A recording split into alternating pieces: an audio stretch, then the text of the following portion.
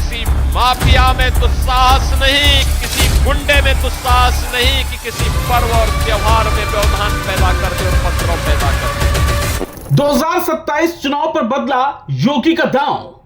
क्या 27 के रण में योगी ने बदल दिया है गियर? 2024 की चोट क्या बदलेगा पूर्वांचल का वोट?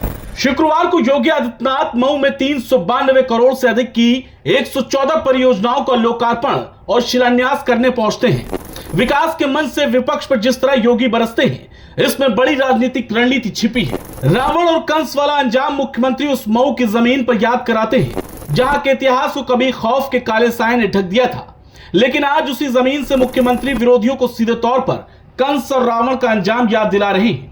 मऊ का बच्चा आज भी साल 2005 के उन भयानक दंगों को भूला नहीं है, जब कानून व्यवस्था को ताक पर रखकर मुख्तार अंसारी खुली जिप्सी में हाथों में AK-47 लहराते हुए बेखौफ घूम रहा था।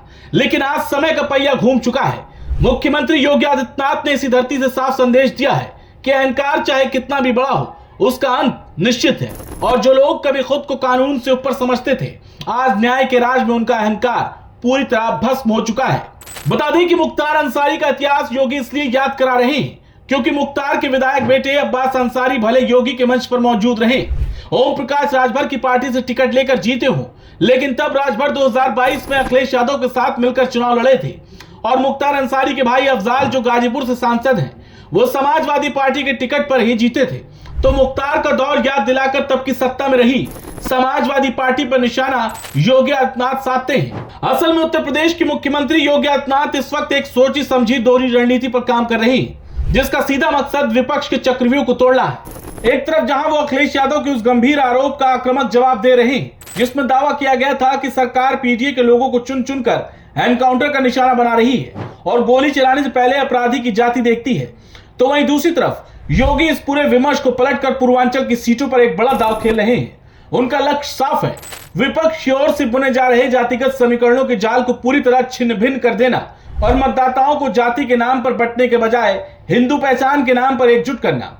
अखिलेश यादव ने भले इसी हफ्ते सरकार की सबसे मजबूत पिच यानी लॉ एंड ऑर्डर और एनकाउंटर नीति पर जातिवाद का ठप्पा लगाने की कोशिश की हो, लेकिन योगी आदित्यनाथ ने मऊ जैसे संवेदनशील इलाकों के अतीत और माफिया राज के जख्मों को कुरेद कर यह साफ कर दिया कि उनकी लड़ाई किसी जाति विशेष से नहीं है, बल्कि उस खौफ और आतंक के खिलाफ है जिसने कभी पूरे पूर्वांचल को बंधक बना रखा था।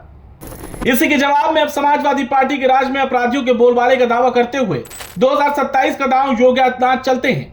सरकारी डाटा बताता है कि मार्च 2017 से अब तक 1743 एनकाउंटर अगर उत्तर प्रदेश में हुए हैं, तो उसका सीधा सा मतलब है कि उत्तर प्रदेश में हर रोज 5 एनकाउंटर योगीराज भी किया जा रहा है।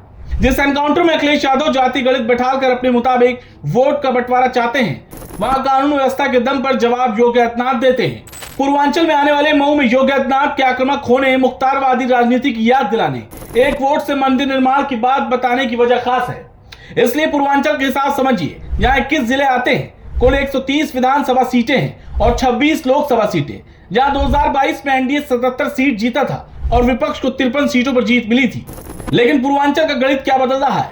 वजह ये कि 2019 से 2024 के बीच के लोकसभा चुनाव में देखें तो एनडीए जो 2019 में 21 सीट जीता था, वो घटकर 2024 में 10 सीट पर आ गया, जबकि 2019 में 1 सीट जीतने वाली समाजवादी पार्टी 15 सीट जीत जाती है और अखिलेश के साथ राहुल की पार्टी में 1 सीट जीतती है। मतलब एनडीए 10 और इंडिया गठबंधन तो क्या पूर्वांचल की इसी सीट गणित को सुधारने में अब योगी आदित्यनाथ जुट गए हैं।